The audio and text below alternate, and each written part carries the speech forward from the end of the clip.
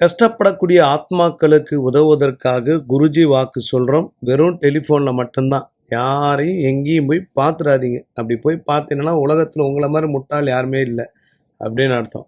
ஃபோன்லேயே கேட்டுங்க எதுவாக இருந்தாலும். ஏன்னா இதனால் பொருள் செலவை வேஸ்ட்டு, நிறைய செலவு வேஸ்ட்டு. யாரும் யாருடைய வாழ்க்கையை மாற்றுவதற்காக இந்த உலகத்தில் பிறக்கவில்லை. ஒரு காலகட்டத்தில் கூட்டம் அதிகமாக வந்த கோவில்களில் சாமியார்கள்கிட்ட இப்போ போய் பார்த்தீங்கன்னா கூட்டம் இல்லாமல் போயிடும். கடவுள் பார்த்துக்கிட்டே இருப்பார். டக்குன்னு நோய் கொடுத்து படுத்த படுக்கை ஆகிடுவார் சாமியாருங்களே. நிறைய சாமியார்கள் இதை அனுபவப்பட்டிருப்பாங்க. ஒரு 4 பேர்கிட்டேருந்து ஒரு 4000 காசு சம்பாதிக்கிறாருன்னா 8000 உண்டான செலவை கடவுள் கொடுத்துருவார். எது மூலம்? நோய் மூலம்.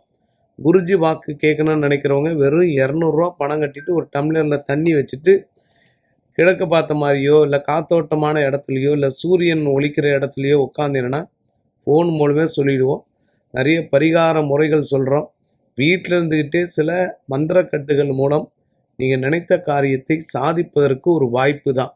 இது கூட 100% சக்ஸஸ் ஆனு கேட்டுறாதீங்க.